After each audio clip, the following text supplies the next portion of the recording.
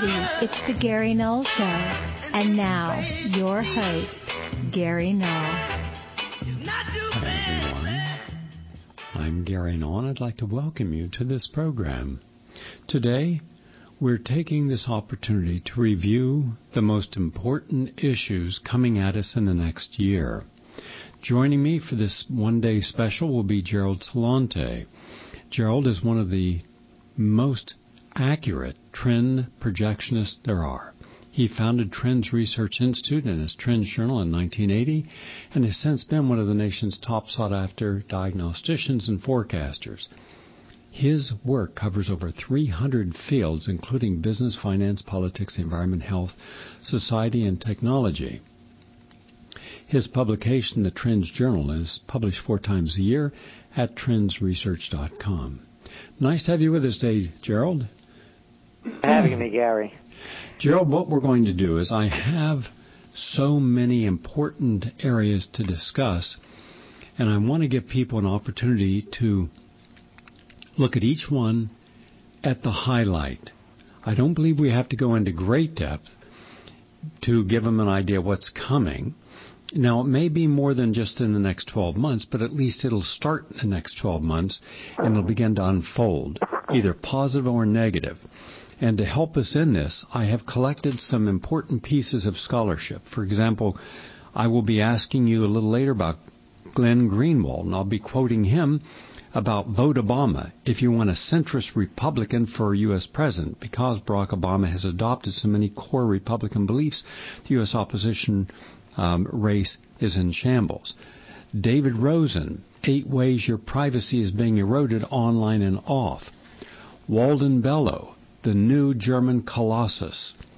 Then things such as The New Force in Latin America by Mark Weisbrot, about how a large number of countries, over 23 countries in Central and South America, are joining together in the community of Latin American and Caribbean states, or CELAC, to trade amongst each other, use each other's currencies. And guess who got excluded from this? The United States and Canada. They want nothing more to do with these, the United States and Canada. They want to do more of their own. Bolivia, Ecuador, Argentina, Brazil, Paraguay, Uruguay. And we act as if this is not important.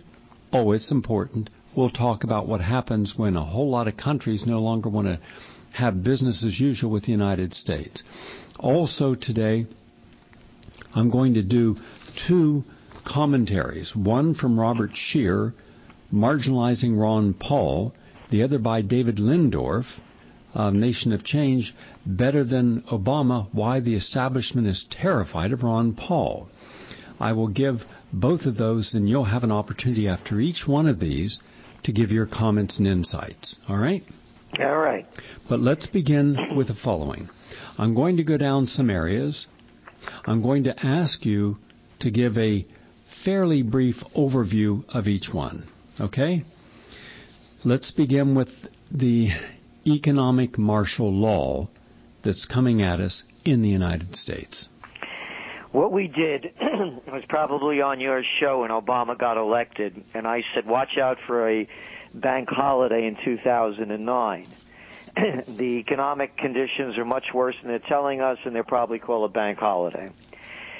What happened was that as I was doing research, I came up with John Corzine, who was running for re-election of governor and of New Jersey, and there was Joe Biden, the vice president, in June of 2009, just 6 months after the inauguration, telling the crowd that the first thing on Obama's list when they got sworn in, was whether or not to call a bank holiday.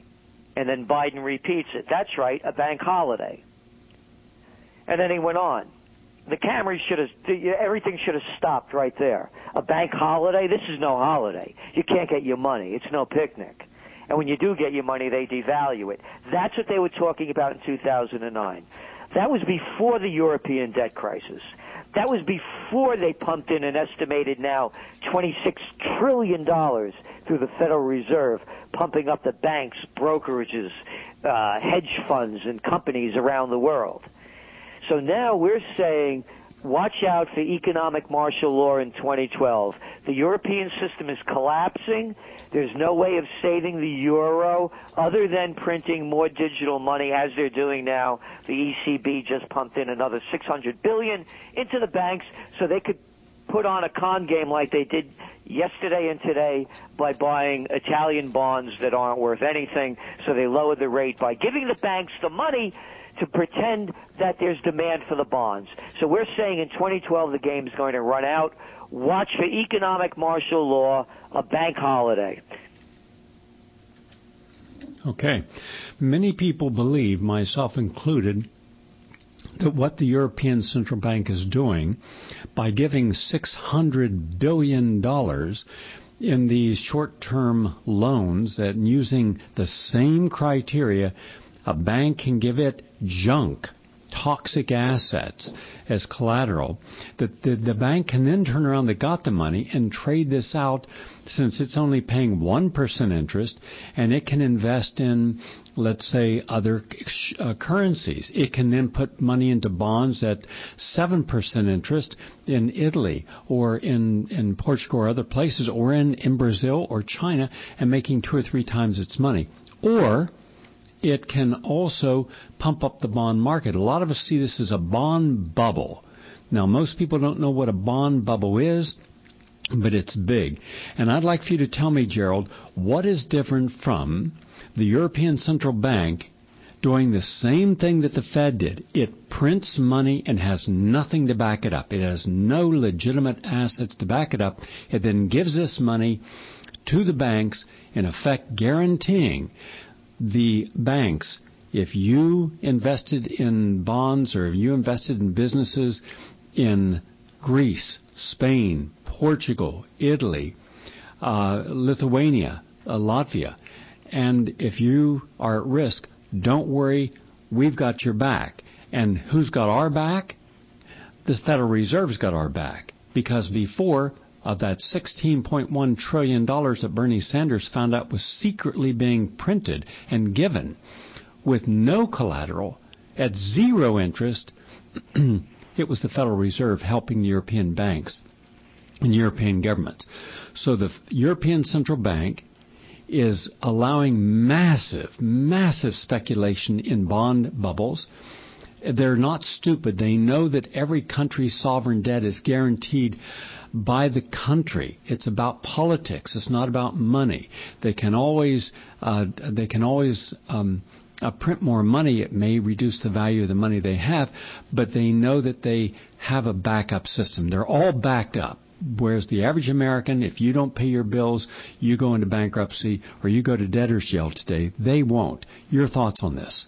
Well, you said it all, and that's exactly what's going on. So what we're saying is the game is going to run out. They're only going to be able to do this for so long. And again, you pointed out they know what they're doing. You know, they may look like a bunch of incompetent and inept people, but they're shrewd. And as I said, anybody could go onto YouTube. They could put in John Corzine and Joe Biden, June 2009, and you could hear them say they were going to call a bank holiday. And so they know how bad this is. And what they're doing is a con game. And the con is that the central banks keep printing all this digital money, not worth the paper it's not printed on, to keep the bond markets going. Because the countries have to keep borrowing money so they can keep their scam going. So it's going to end at one time, just like the Bernie Madoff Ponzi scheme ends. We're saying the Ponzi scheme is going to collapse in 2012. Make sure that you know where your money is. A little side note. Last Wednesday, I called up HSBC because I'm concerned. I got effed by that MF Global thing, as many people know. They went into my segregated account and took my money. So now I learned from that, it's not your money unless you have it in your pocket. So, because they could do anything that they want. They make these loopholes. They're thievery laws. They call them loopholes so they can steal from you. And you don't know what brokerage can do the same thing to you. Anyway, So in preparing for what I believe is going to be a bank holiday, I've been taking money out of the bank and only leaving operating expenses in the bank. I called up HSBC last Wednesday. I told them I would be in on Thursday at 9:30 in the morning, and I told them that how I wanted the money. They told me they only could give it to me in hundreds and fifties. I said, fine. I went in on, my assistant called up, told me I'd be late. I'd be there at 2:30 in the afternoon. I showed up at 2:30 in the afternoon and handed the person I talked to over the phone the check. It was like I never called. Not only did they not have the money ready for me, then I had to talk to the manager. I sit down across the desk from her, and she said to me, what are you going to do with this money? And I said, none of your business. She said, that's no way to start the conversation. I said, it's not? I said, how about none of your damn business? She said, I demand to know what you're going to be doing with this money. I said, you're out of your mind. You didn't ask me how I got this money in here, and now you're telling me you want to know what I'm doing with my money? How dare you ask me this? This is how it began. It went on for 40 minutes, and I'm talking to every damn flunky around there in HSBC on the phone. Then she chases me out of the office. She needs to talk to a compliance officer. This is my money. This is my money. Finally, I get another woman on the phone. We need to know what you're going to be doing with this money. I said, I told that woman, I told 3 other people, and I'm telling you, it's none of your damn business. Well, Uncle Sam wants to know. I said, have Uncle Sam call me. I want my money. So I'm telling everybody this because this is the 3rd time it's happened to me. I wrote about it in the Trends Journal. It happened at a key bank right around the corner from me. They don't have the money, Gary. They need your money to keep the Ponzi scheme going, and they don't want to give it to you. I finally got it after 40 minutes of fighting and arguing. You think I was robbing the bank rather than asking for my money. So I don't tell people what to do. My motto is think for yourself. Gerald, there are 2 things we learned from this. First, that the bank should have a person's money there if they want to take it out. It's the person's money, not the bank. Secondly, the United States government nor any of its employees should have a right to know what you're going to do with your money, because that means your life and your money, your property are no longer yours. That therefore you can only spend something, withdraw something, buy something that the government approves of. And then we have gone way beyond being a dictatorship. We're into an advanced police state. Now, was this a large amount of money? Was it larger than $200,000 or $300,000? No. Okay, then there shouldn't have been a problem. No. Could you imagine that kind of money at all.